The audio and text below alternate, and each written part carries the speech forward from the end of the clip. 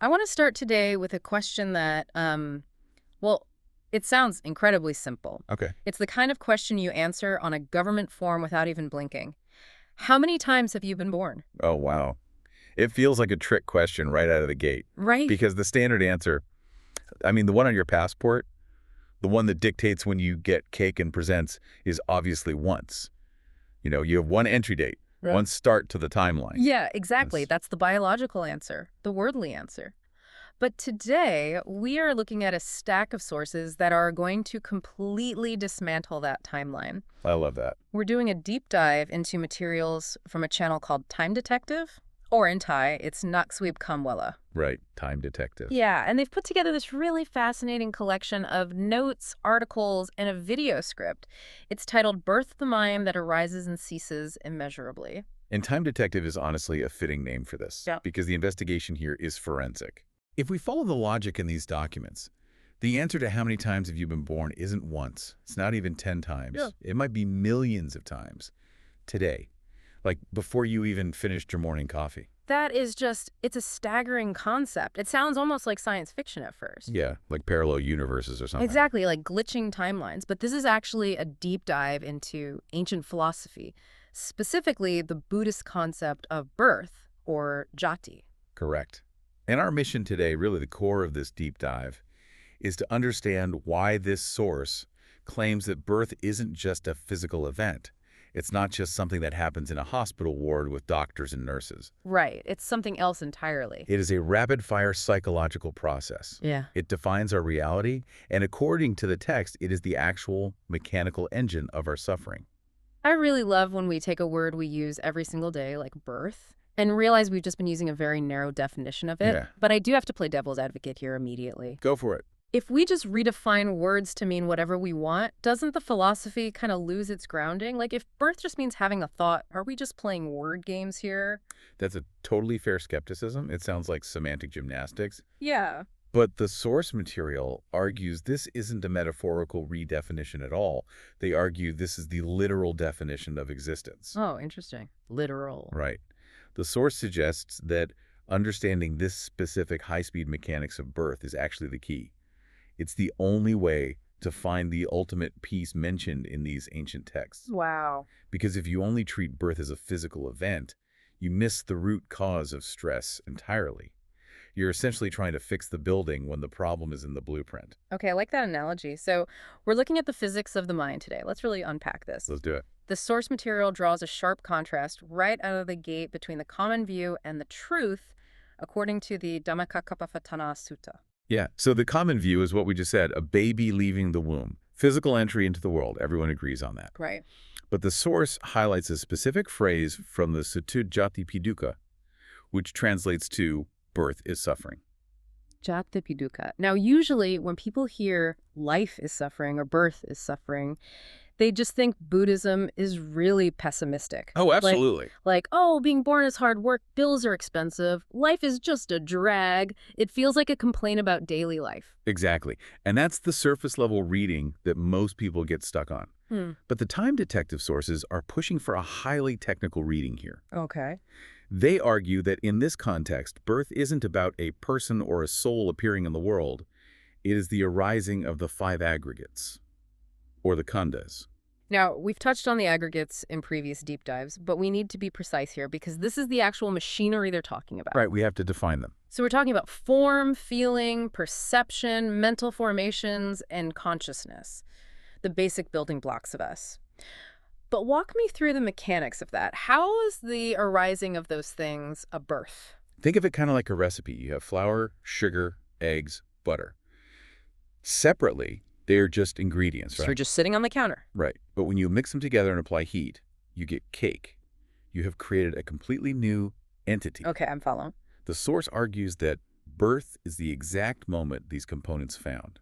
Your body, which is form, a sensation, which is feeling, a recognition of that sensation, which is perception when they come together, and crucially, the mind grasps them. Grasping, that's the key word there, isn't it? It's not just that the ingredients exist in a bowl, it's that we hold on to them. It really is. The text says, and this is the direct concept here, it is not a person, not a soul, but a stream of the 5 aggregates that are concocted and then cease. Mm. So every single time your mind grabs onto a feeling or a thought and identifies with it, saying this is me or this is mine, a birth has occurred. You have just birthed an identity. Let's make this concrete for the listener. Because aggregates can sound very abstract and philosophical. Yeah, let's ground it. Say you're stuck in traffic, you're just sitting there listening to the radio, totally neutral. Then someone cuts you off aggressively. Okay, perfect example. Mhm. Let's slow that down to the nanosecond using the sources framework. Mhm. First, there is contact. Your eye sees the car. That's form and consciousness colliding. Right. Then feeling arises, it's unpleasant. Maybe it physically feels tight in your chest. Yeah, the setter heat, the When it's- adrenaline. Exactly. Then perception kicks in, your brain labels it. It says, that guy is a jerk, or I am being disrespected. Mhm. And then mental formations happen, the actual anger, the narrative you tell yourself, the I can't believe this, the urge to honk your horn. And suddenly I am angry. Boom. Birth.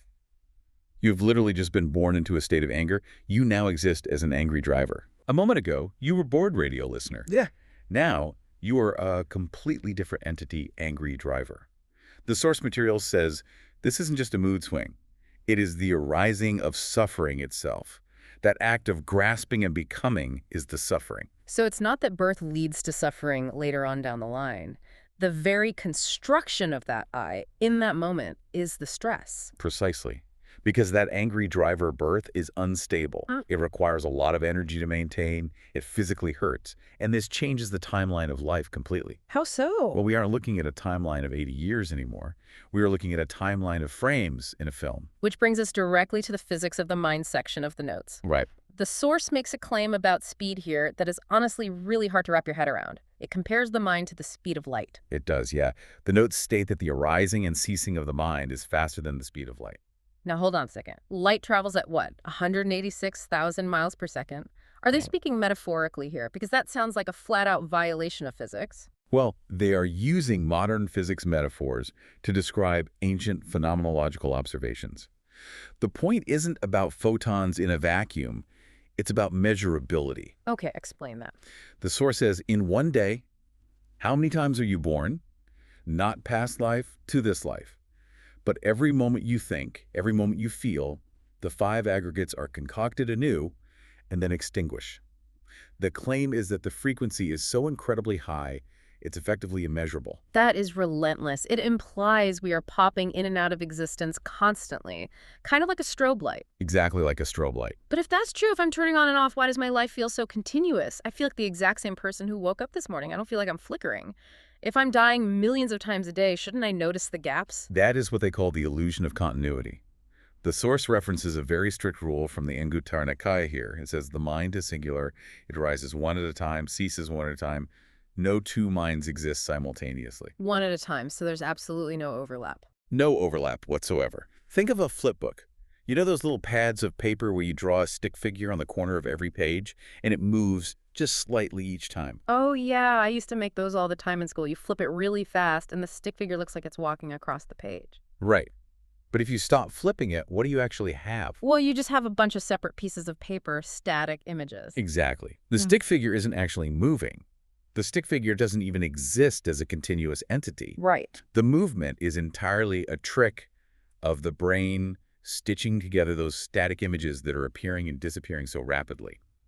The time detective source is arguing that you are the stick figure. So I am the visual effect. I'm basically a special effect generated by my own brain. In a way, yes. Yeah. You are a series of discrete mind moments.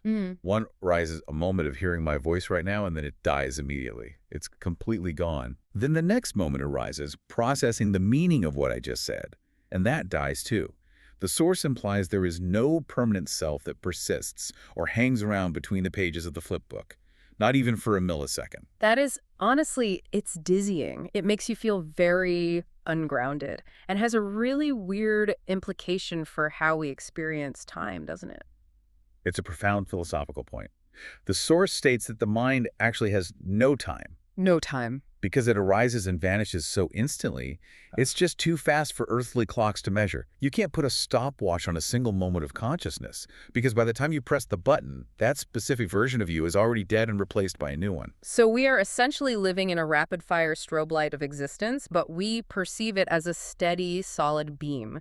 It's like how a fluorescent light looks steady in an office building, but it's actually flickering 60 times a second. Correct, and we are completely unaware of the flickering. We just see the room illuminated. Okay, I want to pivot to the practical side of this, the so what. Let's do it. Because this is really fascinating philosophy, it's great cocktail party chatter, but the source material connects this directly to the biggest question of all death, real physical death. This is where the rubber really meets the road in these texts. Because if we accept the premise that we are being born and dying millions of times a day right now, then physical death becomes just another frame in the flip book. Right. It's not the end of the book, it's just a scene change. But most people definitely don't see it that way. I think the common view, even among people who firmly believe in reincarnation, is that there's a transition period. No, for sure. Like, you die, your spirit floats out of your body, maybe hangs around for 49 days, settles its affairs, visits some relatives, and then eventually moves on to the next life. Right. The waiting room concept, it's very common in movies and even woven into a lot of cultural traditions around the world. But the source material here is very eager to bust that myth. They tackle it head on. They address the 49 days belief directly and say no. That is absolutely not the view presented in the core texts. So what is the view? If there's no waiting room, what actually happens? Immediate rebirth. Immediate, like zero lag time whatsoever. Zero. The source emphasizes that rebirth happens instantly. It explicitly says not tomorrow, not 49 days, but a new mind moment concocted by ignorance and craving arises in a new existence immediately. That sounds incredibly mechanical, just like a machine that just keeps cranking relentlessly. It is a mechanism, yes. But how does that actually work? If I die right now, my body is sitting right here, it stops working. How do I get to the next place instantly if there's no soul floating around to travel there? Well, you have to stop thinking of you as a thing that travels. That's the main trap. Remember the flip book analogy. Does the stick figure on page 50 physically travel to page 51? No! Page 50 is just one piece of paper. Page 51 is a totally new piece of paper they don't touch. Exactly. But page 51 is drawn based on the position of page 50. Page 50 conditions page 51. Ah, I see. If the stick figure was lifting his leg on page 50, he's mid-step on page 51. The source uses the famous concept of dependent origination here, or padikasamuppada. That is quite a mouthful. Break that down for us, padikasamuppada. The formula is actually quite simple. Ignorance plus craving creates the condition for the next mind moment. Okay. If those two ingredients are present when the physical body dies, the mind simply fires the next shot. It generates the next frame. It doesn't care that the body is broken. The craving for existence pushes a new birthright into reality. The source uses a really specific analogy for this transfer, which I found super helpful. Because dependent origination is a bit hard to visualize, but a candle isn't. Yes, the candle analogy. It's a classic for a very good reason. Yeah. Imagine you use the flame of one candle to light the wick of another candle. Okay, I'm picturing it. I lean the lit candle over, I touch the wick of the new one, the flame jumps across. Now ask yourself, did the physical fire run across the gap? Did a little fire molecule pack its bags, leave the first candle, and move to the new candle? Well, no, not really. It's heat and energy transferring conditions. The first flame simply causes the second flame to ignite. Right. And is the second flame the exact same flame as the first one? That's tricky. It's not the same flame. It's burning completely different wax. It's on a different wick. But it's not totally different either. It's a clear continuation. Exactly. The source says, nothing physical runs across from the first candle to the second, yet the fire continues. Wow. There is no soul or spirit that travels like a ghost in a machine. It is just a strict transfer of energy and conditions. The first flame dies as it causes the second flame to arise. That really drives home the no-self idea. It's not me going to a new life. It's the momentum of my habits and cravings lighting a new candle. Precisely. It's a causal chain. Yeah. And the source explicitly identifies the fuel for this flame. Like, why does it keep jumping? Why doesn't it just go out when the wax is gone? It identifies ignorance as the fuel.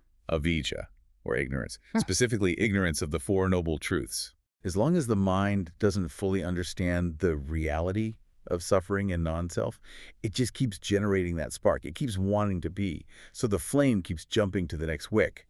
immediately, forever. Which sounds, honestly, it sounds exhausting. Very much so. I mean, if we are doing this millions of times a day, craving, becoming, dying, and then doing it across entire lifetimes, it just sounds like a treadmill you can't ever get off. And that is exactly why the Source defines birth as suffering. It is a relentless cycle of stress. We are addicted to becoming. We are addicted to the very next moment. Yeah. But the time-detected material doesn't just leave us stuck in the problem. It outlines a very clear escape plan. Right. If the root problem is birth, this constant churning of the mind, then the ultimate goal is non-birth. It's totally logical, right? Yeah. If birth is stress, stop being born. But how do you actually stop a process that's happening faster than the speed of light? You can't exactly catch it with your bare hands. You can't just decide, okay, no more thoughts starting right now. No, definitely not. I've tried that during meditation. It lasts about 3 seconds before I start thinking about lunch. Exactly. Willpower does not work here. You can't bully your mind into stopping. Right. The texts propose a method called vipassana, or insight. The Source defines this as seeing things as they really are, or yathabhutananadasana. We hear the word vipassana a lot in modern meditation circles. It's become a bit of a buzzword. But in this specific, highly technical context, what are we supposed to be seeing? What is the actual mechanism? We need to see the flipbook pages turning. Most of us are completely lost in the movie. Vipassana is seeing the paper. Ah, I like that. The Source quotes the Anatta-Lakkhana Sutta with a very specific mantra of detachment here.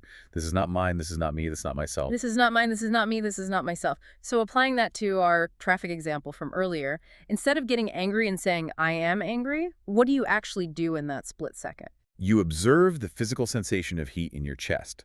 You observe the angry narrative arising in your head. And you simply say, that is a feeling. It's arising. It's passing. It's not me. Mm-hmm. You treat it like a weather event passing through the sky, rather than treating it as your core identity. It sounds almost like dissociation, like, that's not me, that's not me. Is that the goal? To just detach from absolutely everything? It's fundamentally different from dissociation. Right. Dissociation is hiding from the feeling. It's numbing out. This is confronting the feeling with X-ray vision. Oh, X-ray vision. Yeah, you see it for exactly what it is, a temporary construct. And because you see through it, you stop fueling it. You stop pouring gas on the fire. Got it. The notes actually outline a specific progression of liberation here. It's not just, poof, you're enlightened. It's a step-by-step process. Walk us through that progression. What's the first step? Step one is actually seeing the arising and ceasing. You have to develop enough mental focus to actually notice that thoughts aren't solid objects. They're just quick blips. You have to catch the stick figure in between the pages. Okay, so seeing the gaps. What's next? Then comes step two, nibbida. Yeah. This is often translated as disenchantment or sometimes even boredom. Boredom. That seems really counterintuitive. Usually people get into spirituality because they want bliss or excitement or some big cosmic download. They want the fireworks. That's the common view again, craving for a new, better experience. But think about the flipbook again. If you watch the exact same cartoon of a stick figure walking for 1,000,000 years eventually, you just stop being entertained by it. Yeah, I'd hope so. You realize, oh, it's just paper flipping. You lose your absolute fascination with the drama. That is nibbida. You simply stop being enchanted by your own thoughts and emotions. You know, that actually reminds me of when you eat a piece of gum.